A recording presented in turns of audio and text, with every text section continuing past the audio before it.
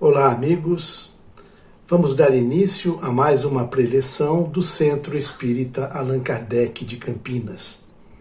E hoje nós vamos estudar o capítulo 10, os itens 3, 5 a 10, 15, 19, 20 e 21, cujo título é Bem-aventurados aqueles que são misericordiosos.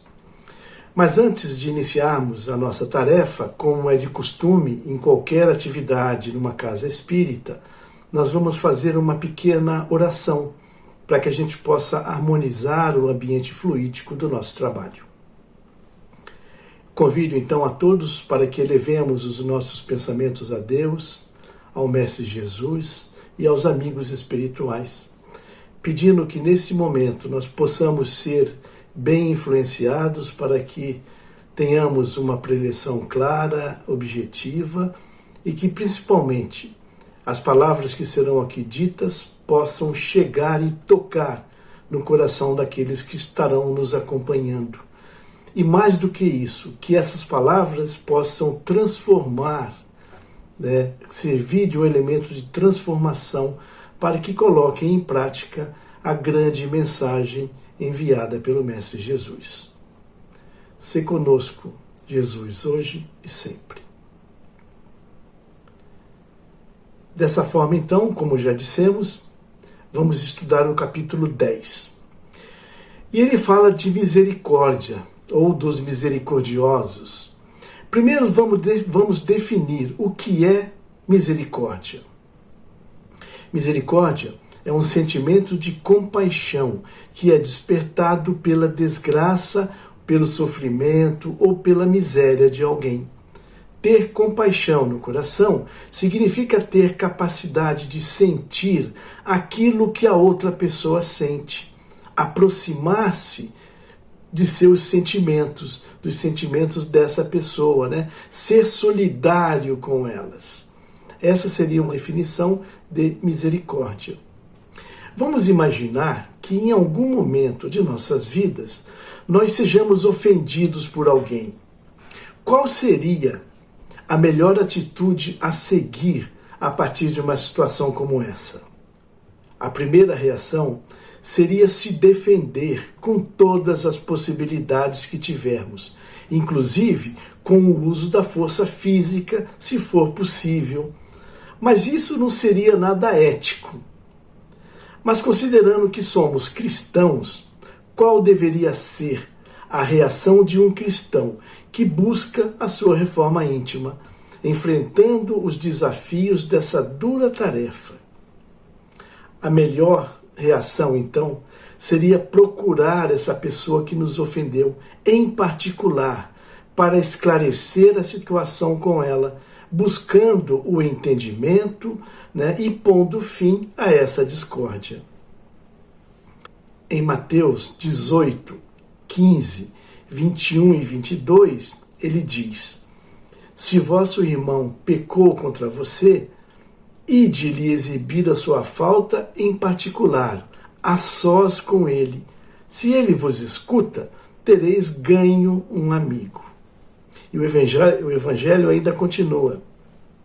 Então, aproximando-se dele, disse-lhe Pedro: Senhor, quantas vezes perdoarei o meu irmão quando houver pecado contra mim?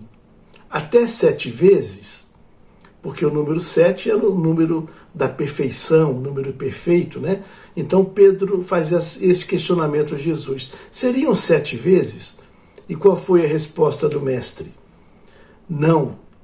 Vos digo que perdoei até 7 vezes, mas até 70 vezes 7 vezes. Ou seja, um número 490, que é um número absurdo, Aí conta, que Pedro, depois dessa reação, ficou abismado, Primeiro porque ele não sabia fazer conta.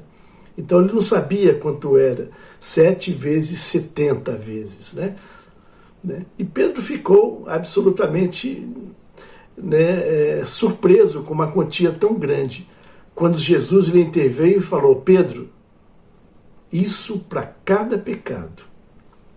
Então fica claro né, tirando o toque de humor, que Jesus deixa absolutamente evidente que o perdão tem que acontecer sempre, em qualquer quantidade, em qualquer situação. Na prática do perdão, como em geral na prática do bem, não existe somente o efeito moral. Há também o efeito material. A morte, como sabemos, não nos livra dos nossos inimigos. Os espíritos vingativos perseguem muitas vezes com seu ódio, no plano espiritual, aqueles contra os quais guardam rancor. Isso torna falso um provérbio muito comum que diz: morto o animal, morto o veneno. Esse provérbio não é verdadeiro quando se aplica ao homem, não é mesmo? E a gente vai entender um pouquinho com o passar dos minutos, porque isso não se aplica ao homem, né? O espírito mau espera que o outro, a quem ele quer prejudicar, esteja preso ao seu corpo físico, quer dizer, esteja encarnado, e com isso menos livre nas suas ações, para mais facilmente o atormentar, ferir nos seus interesses ou nas suas mais caras afeições. A maioria dos casos de obsessão se iniciam dessa forma, simples, e com o passar do tempo vão desenvolvendo certa gravidade, até chegar ao mais alto grau da obsessão, né? Como, por exemplo, a subjugação. O obsidiado, quase sempre, é vítima de uma vingança, cujo motivo pode se encontrar em existências anteriores, onde provavelmente os dois deixaram que fossem desenvolvidas pelas suas condutas e menosprezo na solução deles. E Deus permite que isso aconteça para corrigir o homem do mal que, pela sua vontade, ele praticou. Ou, se isso não ocorreu, pode ser que eles acabaram faltando com a indulgência e a caridade, não perdoando alguém que cometeu um erro para com eles.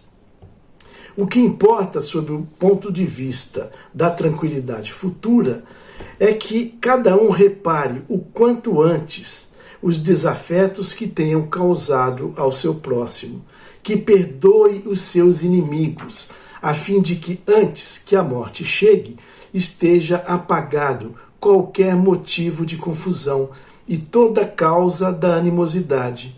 Dessa forma, de um inimigo encarniçado nesse mundo, se pode fazer um amigo em outro. E Deus não consente que aquele que perdoou sofra qualquer tipo de vingança. Quando Jesus recomenda que nos reconciliemos o mais cedo possível com o nosso adversário, não é somente procurando apaziguar as discórdias no curso da nossa atual existência. É principalmente para que elas não se perpetuem nas existências futuras. Não saireis de lá da prisão enquanto não houverdes pago até o último centavo, isto é, enquanto não houver satisfeito completamente a justiça de Deus, enquanto não estiver reparado o mal que tenha causado a seu semelhante. Por isso que aquele provérbio dito anteriormente não é verdadeiro para nós seres humanos, porque a morte do corpo físico não elimina os problemas, pelo contrário, né? Os que não foram resolvidos continuarão no plano espiritual. O Evangelho continua então com o tema: qual é o sacrifício mais agradável a Deus?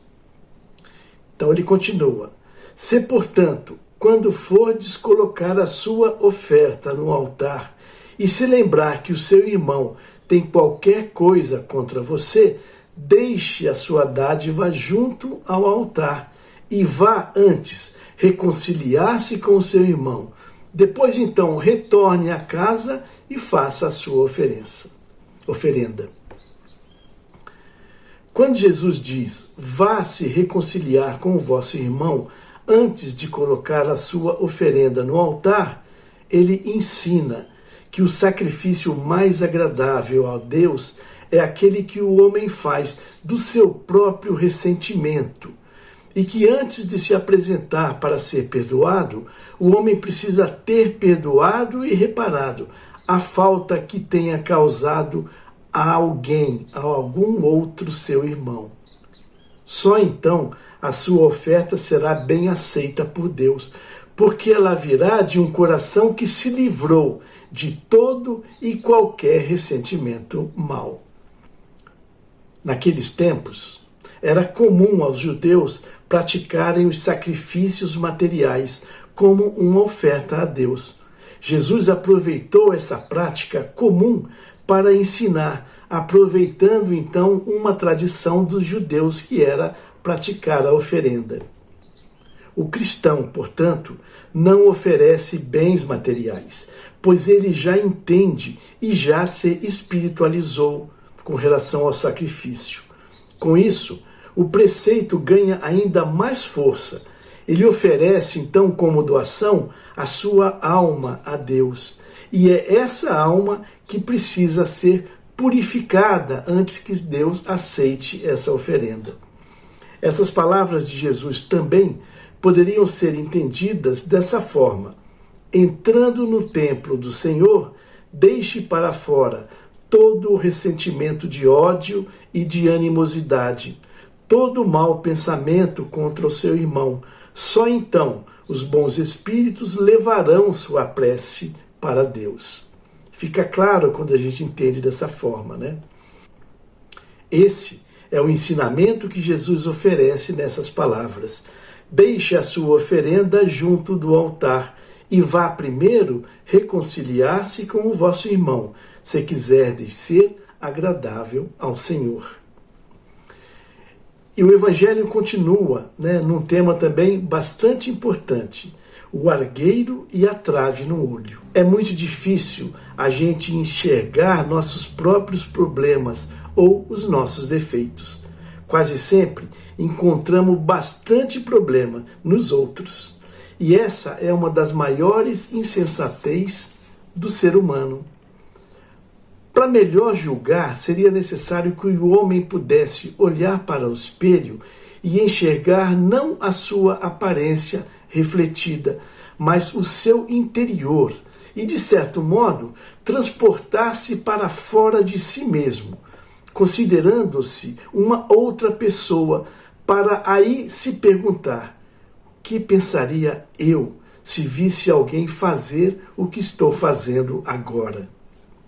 É o orgulho, essa grande chaga, que acaba induzindo o homem a esconder de si mesmo os seus defeitos, tanto os defeitos morais quanto os defeitos físicos.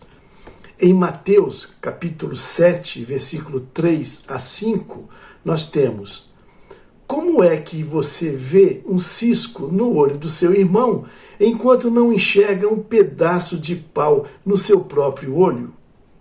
Tira primeiro a trave do vosso olho e depois então decida como poderá ser tirado o cisco no olho do seu irmão.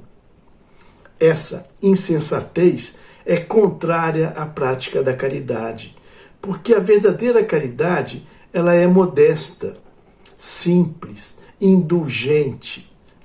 Caridade orgulhosa é um contrassenso, já que na sua essência esses dois sentimentos, caridade e orgulho, acabam por se neutralizar, um ao outro. Quando perdoamos o inimigo, estamos pedindo perdão a nós mesmos e dando uma prova de amizade. Perdoar as ofensas é mostrar-se melhor do que era. Se perdoarmos, Deus também nos perdoará. Mas se por outro lado formos duros, exigentes para com os outros, como poderemos desejar que Deus se sensibilize com as nossas necessidades?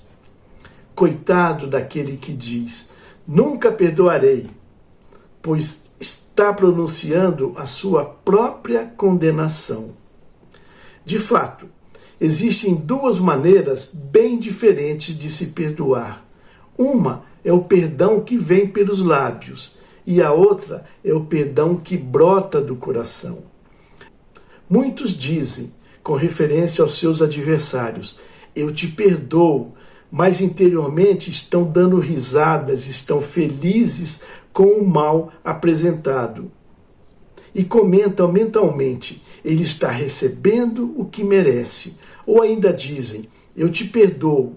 E acrescentam: mas não me reconciliarei nunca. Não quero tornar a vê-lo, nunca mais em minha vida.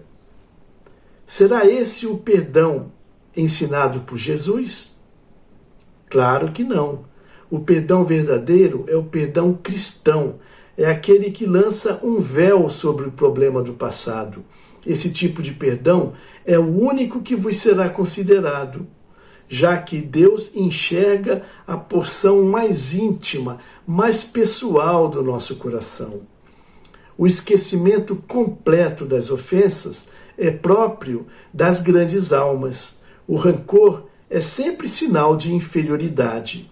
É por isso que o verdadeiro perdão se reconhece muito mais pelos atos praticados do que pelas palavras mais belas que sejam pronunciadas. São Luís nos experimenta nessa parte final do Evangelho com algumas perguntas que, em função do nosso tempo, vamos destacar duas perguntas para a nossa reflexão. A primeira delas: se nenhum de nós é perfeito, então ninguém tem direito de repreender o seu próximo. Será que é verdadeiro esse questionamento? Certamente não é essa a conclusão a se tirar, porque cada um de nós deve trabalhar pelo seu progresso e também pelo progresso de todos, e sobretudo daqueles que temos o dever de cuidar, de tutelar. Mas por isso mesmo, tudo deve ser feito com moderação, sempre com um propósito útil, e não simplesmente pelo prazer simples de repreender alguém, pois nesse caso, a repreensão seria uma maldade, e na primeira situação, ela é um dever, o de tutelar e de cuidar de alguém, que a caridade manda que seja cumprido com todo o rigor que a gente puder cumprir. A segunda pergunta que São Luís nos estimula para a reflexão: há casos em que seja útil revelar o mal de outra pessoa? É muito delicado essa questão, e para resolvê-la é necessário que se apele para a caridade bem compreendida. Se as imperfeições de uma pessoa não prejudicam, senão a ela mesma, nenhuma utilidade haverá em divulgá-la. Olha que interessante. Se o mal for só para ela, para que divulgar? Mas se, porém, elas podem acarretar prejuízo para outra pessoa, deve-se atender de preferência ao interesse da maioria, do que ao interesse de uma só pessoa. Segundo as circunstâncias, desmascarar a hipocrisia e a mentira pode constituir-se um dever, pois mais vale que caia um homem do que muitos se tornem suas vítimas. Nesse caso, deve-se pesar a soma das vantagens e dos inconvenientes. Então, meus caros amigos, essa é a mensagem que eu gostaria de passar para vocês relativo ao capítulo 10 do Evangelho segundo o Espiritismo. E aproveito para convidá-los a todos a leitura ou a releitura desse capítulo, onde poderemos ver com mais detalhes qual foi a mensagem pretendida por Jesus, quando disse: bem-aventurados aqueles que são misericordiosos. E já estamos nos encaminhando ao final da nossa preleção, e mais uma vez convido a todos para que elevemos os pensamentos e possamos realizar uma vibração para encerrar a nossa tarefa. Então, com os nossos pensamentos em Deus, em Jesus e nos amigos espirituais, nós vamos nesse momento agradecer por essa oportunidade de estarmos aqui reunidos, mesmo que de forma virtual, para o entendimento do Evangelho de Jesus. E com os corações unidos vamos vibrar por aquelas pessoas que, diferente de nós, ainda não conhecem a verdade de Jesus.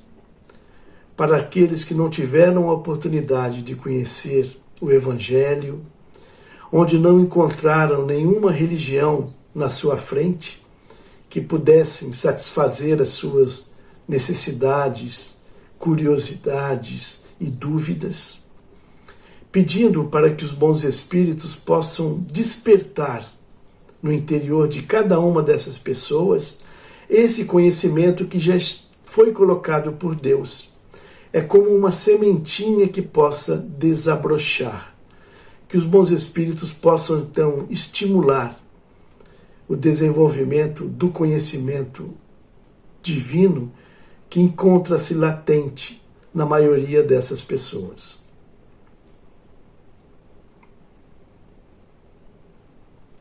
Vamos também vibrar nesse instante por alguém em particular que esteja precisando de um auxílio, de uma ajuda. Seja essa ajuda qual for. Ela pode ser uma ajuda material, espiritual, não importa. Que nós possamos fazer chegar até essa pessoa nossos mais sinceros desejos de que ela consiga superar essa dificuldade momentânea pela qual ela passa e que consiga tirar ensinamentos, proveitos, se for possível. Mas se a solução não estiver ainda no momento apropriado, que essa pessoa possa receber o fortalecimento necessário para que ela passe com sabedoria, com inteligência, por essa dura prova que a vida lhe colocou, sempre entendendo que as adversidades e as superações são oportunidades que nos são colocadas adiante, para que a gente consiga ter um crescimento na sua superação.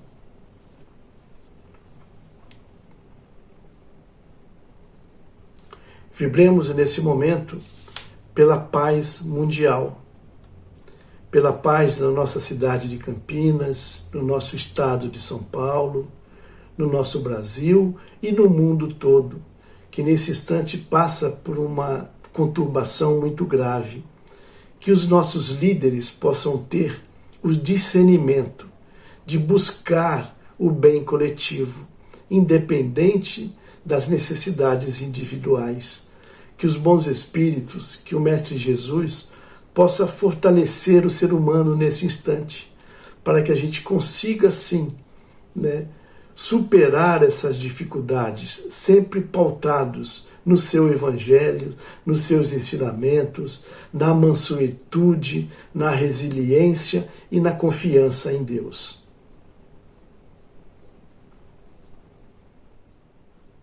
Vibremos também nesse instante pela nossa casa, pelo nosso lar, esse santo refúgio que nos foi emprestado para que pudéssemos nele realizar a convivência humana na sua forma mais íntima possível.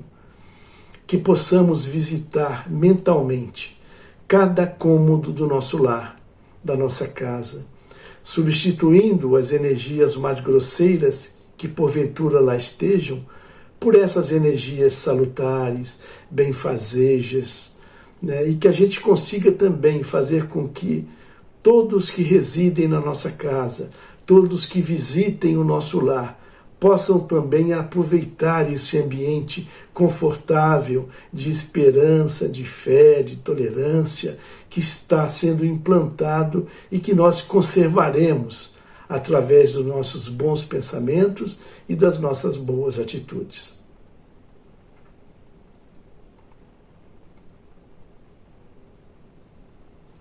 E por fim, vibremos por nós próprios, por nós mesmos, pedindo para que Jesus possa se manter sempre presente no nosso coração, para que a gente se sinta sempre motivados a levar adiante as tarefas da seara de Jesus e principalmente que a gente consiga se fortalecer nos ensinamentos para que possamos realizar uma das mais difíceis tarefas que estão sob nossa responsabilidade nessa vida, que é a nossa reforma íntima. Que a gente consiga, Jesus, ser hoje melhor do que fomos antes, e que amanhã nós possamos ser melhor do que estamos sendo nesse instante. E que a sua paz, a sua bondade, a sua presença se faça sempre dentro dos nossos corações, hoje e por todo o sempre.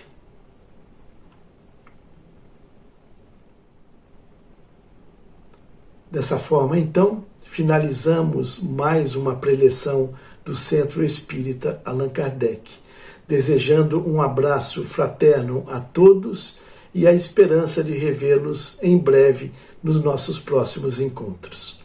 Um abraço.